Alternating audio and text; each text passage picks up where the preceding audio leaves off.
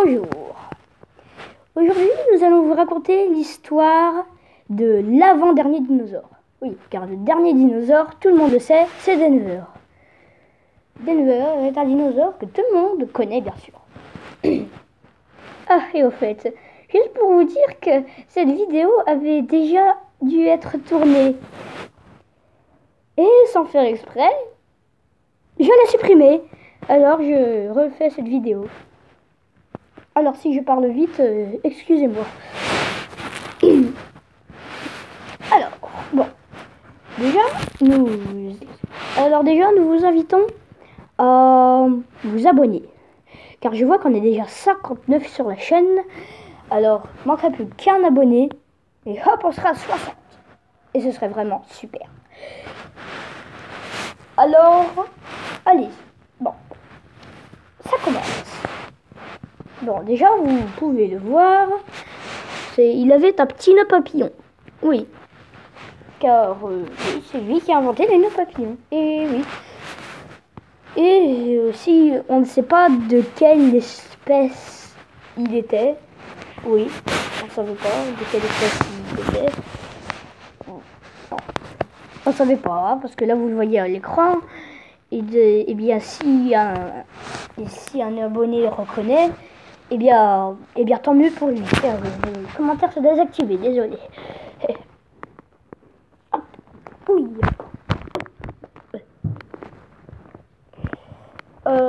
Du coup, lui, il avait échappé aux météorites.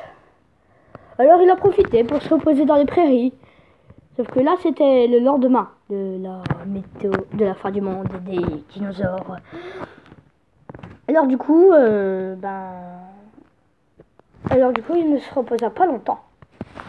Et il disait, faut que je trouve à manger. Et il se rappela que les petits animaux s'étaient cachés dans des coins. Alors il fouilla dans les coins, il fouilla. Et puis à un moment, quack, quack, quack. Hein, qu'est-ce que... Quack, quack. Oui, je sais que l'ornithorynque ne fait pas ce bruit-là, mais on s'en fiche. En ce temps-là, il faisait ce bruit-là. Quack, quack, quack. Et oui, il avait trouvé un animal avec un bec de canard, une patte de canard, corps de loutre et queue de castor. Oui, qu'on appellera beaucoup plus tard le non, c'est pas l'ornithorynque.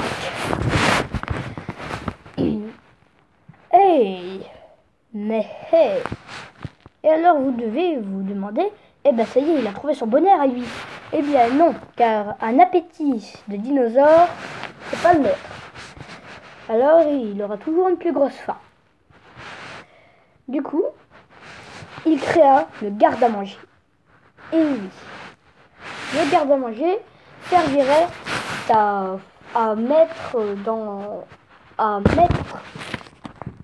nos aliments à l'intérieur. Pour faire à l'intérieur d'une pièce pour le manger plus tard. Son garde-à-manger, il creusait un trou. Regardez, hop, ça vite. Et voilà. Et du coup, il se disait qu'il pouvait aller en chercher d'autres d'animaux, bien sûr. Alors, il alla chercher d'autres animaux. Ce que savait le dinosaure, c'est que les petits animaux étaient partis dans les coins, comme il l'a dit au début. Mais ce qu'il ne savait pas, c'est que les petits animaux, ils avaient fait un gros trou, et dedans, ils font la fête. Encore à cette heure où je vous raconte cette histoire. Enfin non, peut-être pas. Non, bien sûr. Je veux dire, à l'heure où se promène ce dinosaure, oui. Or, il y en avait un qui n'était pas parti faire la fête. Et c'était un rat. Oui, là, on a l'impression que c'est une araignée. Ah, regardez, c'est un rat. Encore un truc à mettre dans mon garde-manger, voyons. C'est quoi un garde-manger? Normal, tu sais pas, je viens de créer. Ah bon? Alors, il mettait ça dans son garde-manger. Et un chemin, il rencontra une tortue.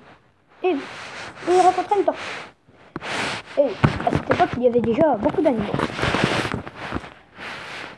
Alors, bien sûr, la suite, vous la connaissez. la tortue, il allait la mettre dans son garde-manger. Bon, et du coup, ça allait bientôt midi.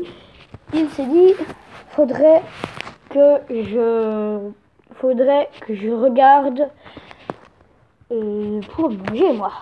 Et puis il vit dans la terre, dans l'herbe, une bosse. Alors il creusa, fouina. Et en fait, c'était un squelette de son congénère. Oh. Eh bien, il avait encore inventé une nouvelle chose, le cure-dent. Et oui, il se disait qu'il prendrait que squelette de dinosaure et il curerait ses dents quand on aurait besoin de manger. Quand on aurait besoin de retirer un bout entre les dents.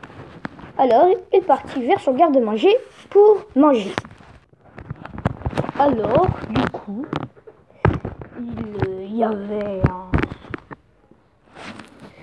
il commença par l'ornithorynque.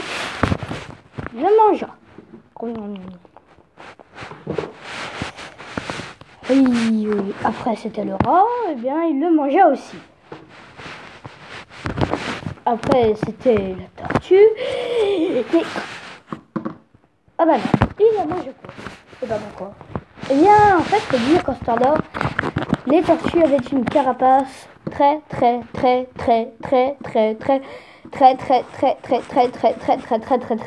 résistante. Ce qui permettait à leur tortue de ne pas se faire croquer par un dinosaure. Et oui, ça protégeait contre les dents du dinosaure. Le dinosaure n'était pas content. Il fallait qu'il aille chercher un truc plus gros, qui pèse plus lourd que la tortue, que la carapace de la tortue, pour casser sa carapace. Lui. Mais bon, s'il laissait la tortue comme ça, elle allait s'enfuir. Et là, il la retournait. Et ça avait marché. Et il allait chercher quelque chose de plus gros. Ah oui, mais avant, toujours bien se serrer.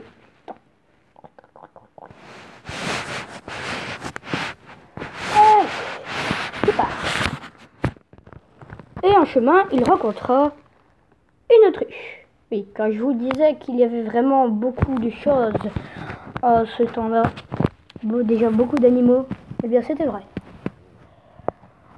Oh là là, il allait sauter dessus, il allait lui sauter dessus l'autruche pour l'attaquer, la prendre et la mettre dans son garde-manger.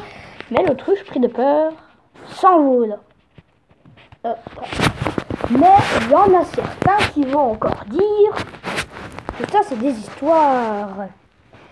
Et bien, les autruches ne volent pas. Tout le monde sait ça. Eh bien, alors, oui, peut-être que tout le monde sait ça, je ne sais pas moi. Peut-être que vous qui regardez cette vidéo, vous ne savez pas. Mais au moins, vous irez vous endormir moins bête ce soir. Et bien, tout simplement, en ce temps-là, les autruches volaient. Mais ils volaient pas des sacs à main. Ah non, ils volaient comme un oiseau, quoi. Et oui, je sais que les oiseaux, ça vole pas. Oui, non, bon, la blague a assez duré. Oui, voilà. Elles volaient, les autruches. Mais, juste entre temps, ce sont devenues de grosses feignasses qui ne pensaient qu'à manger et dormir. Et ils ont perdu la capacité de voler. Oui. Par contre, c'est juste qu'ils ont fait beaucoup de squats avec leurs mollets. Et du coup, maintenant, c'est pour ça qu'ils courent très très vite. Ouh! C'est pour ça que l'autruche fait quand même partie de la famille. Fait encore partie de la famille des oiseaux. Quand même. En chemin aussi, il rencontra un homard. Oui. Car en ce temps-là, les homards n'avaient pas encore trouvé la passion de l'eau. Oui, la passion de l'eau. Ce n'est que plus tard qu'ils partirent vers l'eau pour nager, même s'ils ne savent pas le faire, pour nager dans l'eau, ils y sont restés. Et dit, Tu veux ma nouvelle invention? Chewing gum. Eh oui, car les chewing-gums ont été inventés par les homards. Là, nous avons caché la marque, bien sûr. Oui, car nous ne sommes pas sponsorisés. Eh ben oui, hein, il faut faire avec.